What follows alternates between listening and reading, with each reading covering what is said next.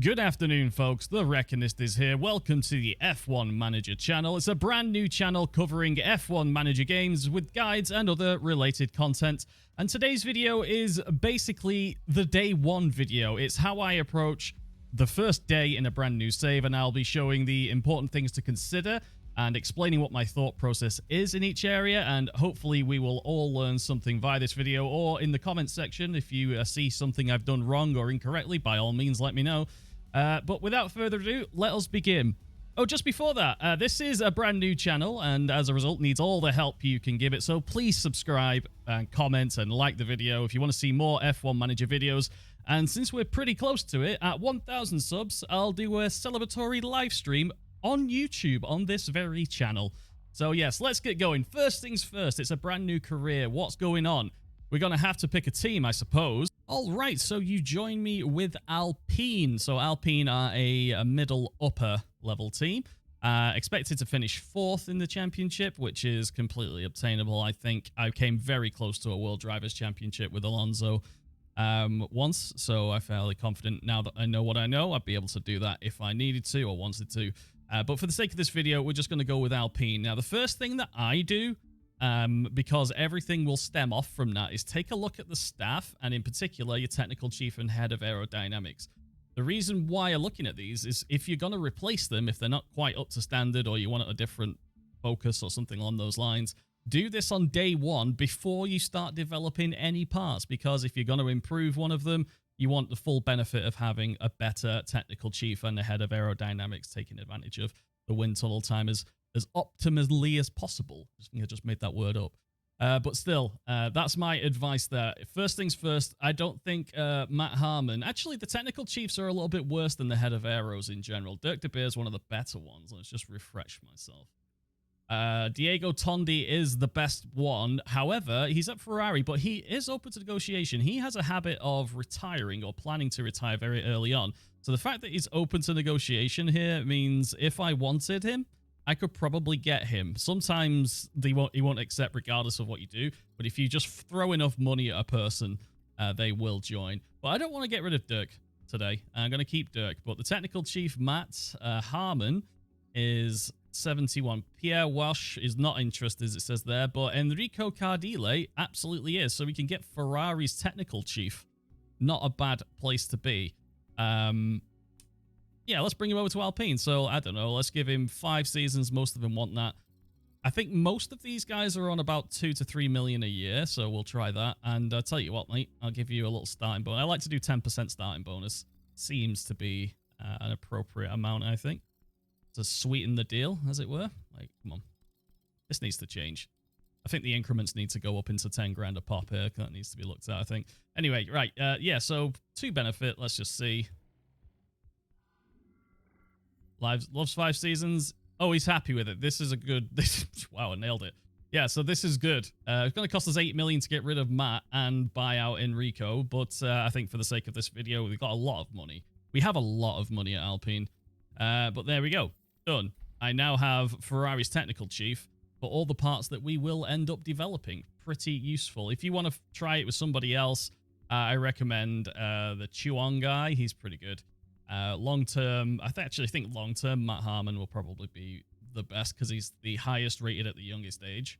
So I think very long-term, he should be kept, I think, probably. But that was just an example of the kind of decisions you could do. Obviously, your team will be different unless you start with Alpine because it'll be identical. So, yeah. All right, moving on. Now we have a good team. Let's just double-check and familiarize ourselves with what we're good at. Underfloor and suspension. Underfloor is very important. I think it's the most... Well, it's the part which gains the most from wind tunnel and computer design time. So you should really focus on your underfloor. That's good to know.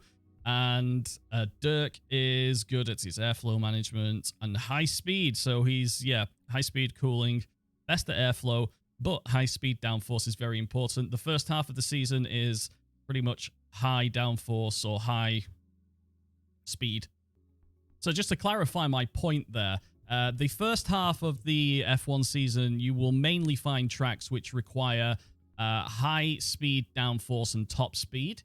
And after the break of pretty much from Hungary and towards the end of the season, you'll find tracks which require low speed cornering as a priority. As you see, there's a little priority there. I did a whole video explaining my thought process. I'll leave a link to that down in the description or on the screen now, whichever. And yeah, so that's my focus for the early part of the season. I like to develop specifically for Imola, the Autodromo Internazionale Enzo E. Dino Ferrari, which is a high-speed track. But just after that, there's Miami, which is another high cornering speed track.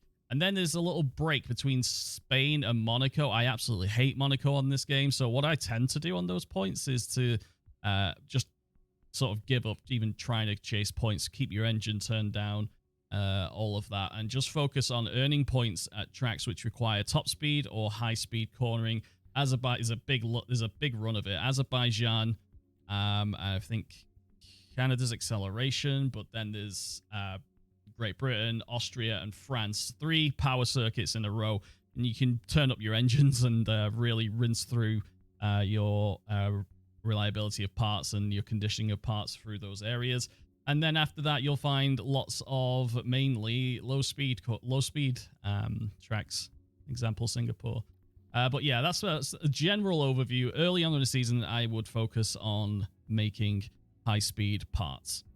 Okay, moving on from that, we have the facilities, of course. The better the facilities, the better chances you are of having a quick car, quick team, quick development of drivers. All your drivers are happy and motivated, morale's high, all those sorts of things. What I will suggest as a tip here is that the helipad is by far in a significant way the best thing to develop to level 5 as quickly as possible, because it actually gives you a larger percentage of your payouts every race, and it's really cheap to actually upgrade. So I strongly suggest you get the helipad maxed out regardless, even if you're Williams or Aston Martin or something in the first season. I strongly suggest that. I would also suggest the boardroom, because if you're planning on or expecting a difficult season, obviously the race confidence gain each time you have a good performance, and improving that is obviously very important. So shortly after the helipad, make sure your boardroom is up to date. I've never required, I don't think, a weather center above level 2 or 3. I don't think it needs to be that accurate. I just think it's more expensive and requires a lot more maintenance. So I tend not to do that. The memorabilia tour center, I just do those as a final. Staff facilities, depending on what you have, I would recommend not going above 2 in the scouting department, because all it does is free up a couple of more scouts. And when are you ever in a rush to recruit? I don't know. I've never come across a situation where I've gone, oh no, I wish I had more scouts today. So that's the least important in my view. The team hub is long-term, obviously developing your own teams. If you were developing a younger technical director, for example, if you're in it for the long term and you want to remain loyal to your staff, I recommend building the team hub and the race simulator as high as you can, as quick as you can, but obviously not sacrificing the important thing, which is the car development. Now, all of these, I would recommend you get to level 2 as quickly as possible. We're very close to it here where the CFD simulator needs to go. But I think the highest priority for facilities is getting at least 3 parts to be developed at one time. So that means you need to get to level 3 in the design center. It's going to take 84 days to get up there right now. It's quite a long development period, but the earlier you get this, the more parts you can develop, the more time you can dedicate to next season or this season. Adds an old 33% to it. So that's my other recommendation. Get your design center as high as possible, as quickly as possible, but certainly level 3 at the least. But obviously, if you have any more money spare, that's fine. As for your drivers, that's up to you. The drivers are completely and utterly nailed down in the first season. Usually at the second season, Ocon and Gasly, I think Gasly goes on a free, doesn't have too long left. I think it might be just 1 year. Gasly is obviously a significant improvement. I wouldn't spend any money breaking contracts unless it is a significant improvement. So, for example, Aston Martin could probably get away with purchasing somebody. But again, that's all dependent on you, unfortunately. Can't give you a set rule for that. But if you're going to do it, I recommend just doing it as early as possible. and going on from there. One point to note about the board is that you can see how they're feeling here. Now, as my previous video explained, it was impossible for me to get fired in the first season, despite trying my very best the entirety of the year. You can't get fired in the first season. So I would strongly recommend focusing on next year's car, you know, almost the entire year, but seeing how you do. But let's go back into the development now. Now we know what we're developing. We're developing high-speed parts for the high-speed circuits at the start. We're going to go for the underfloor focus. And because I can only build 2 parts at once, I'm going to basically put 50-50. I'm going to distribute it evenly between, which will be 2.7. 2.7 and half of 56 to 28. Wait, no. 36. There you go. Wait, that's not right. 72. Oh, that's why, because I missed it. I misread that. Yeah, 72. So yeah, next thing we're going to do is the more complicated the part, the longer it takes to develop, but we are just going to focus specifically on high speed. And now this part is entirely up to you. I would recommend the first things you do would either be intense, so it takes 65 days, but if you are trying to compete for points as early as possible, try and get something under 46 days. I think if I move it to normal, or rush, sorry, 44 days. So I could have a brand new underfloor, not 100% the best one we could possibly do, but I can have it, you know, a lot sooner at a decent level, ready for Imola, and that's what I do. I focus for Imola.